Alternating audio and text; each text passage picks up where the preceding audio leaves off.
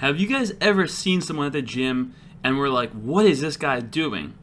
Or you've seen someone ego lift and, for example, during squats, their form is so bad they're just half squatting or not practicing the proper technique.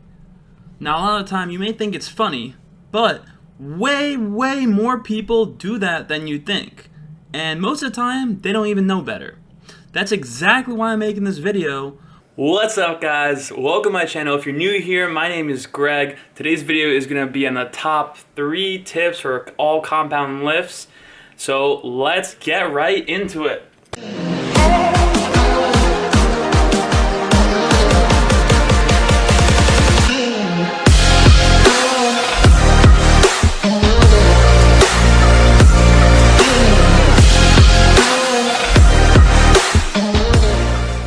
Tip number 1, warm up properly. So that does include stretching, but that's not just stretching. It also means working up to whatever weight is your working set, so you're not jumping up in weight like crazy, especially on these compound lifts. For example, on deadlift, even if you're capable of doing 4 or 5 plates or whatever your working set is, you shouldn't be jumping up right away to 2 plates or even 1 plate. You should just practice with lower weights so you can properly warm up. I actually had this experience myself.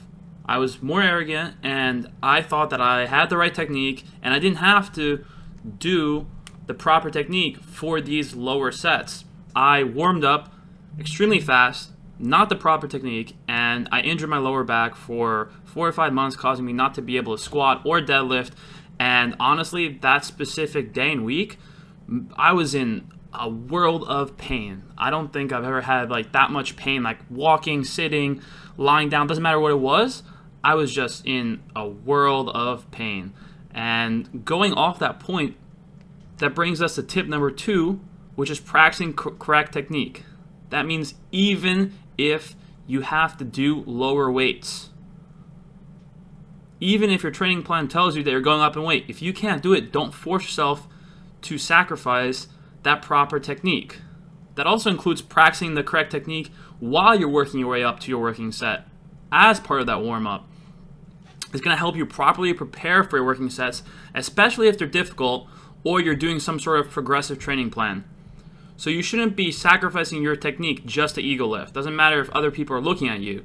Don't force heavier weights.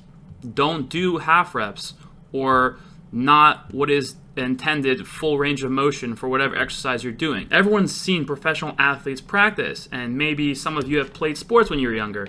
When you practice, did you mess around a lot? Or did you do it improperly? Maybe, if you didn't care, but more than likely you wanted to improve and win in what you were doing. And that means taking it seriously, even though it's just practice.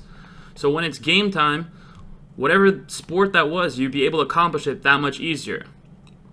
The funniest part, and I'm not trying to target certain people, but usually this applies way more to intermediate and advanced lifters.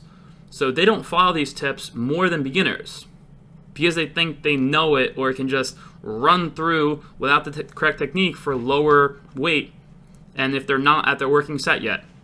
If you really are trying to improve and grow, whether it's just staying healthy, bodybuilding, or powerlifting, you have to stick with these and not slack. Tip number 3. Start with compound lifts. So this is major because you have to think about what muscles are actually being trained through the compound lifts as opposed to the other exercises that you're doing, especially and more so if you're doing bodybuilding, because with bodybuilding you're going to have a lot more isolation exercises.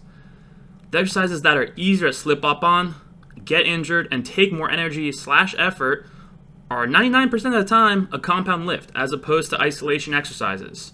So that means starting your leg day with squats, even if you hate doing them, and not leg curls or calf raises. You don't want to exert yourself before you do the compound lifts. And also, if you want to be more efficient and get more bang for your buck in terms of time spent in the gym, you want to do those compound lifts. They'll work out your muscles harder and more efficiently. And more of them. Hence the name compound lifts. Comment below if you follow these tips or if you have any more tips that you think are useful. One more thing to note is that the first 2 tips apply not just to compound lifts, but any exercises, even bodyweight ones or other forms of fitness. If you guys did enjoy this video, make sure to like the video and smash the subscribe button if you want to see more.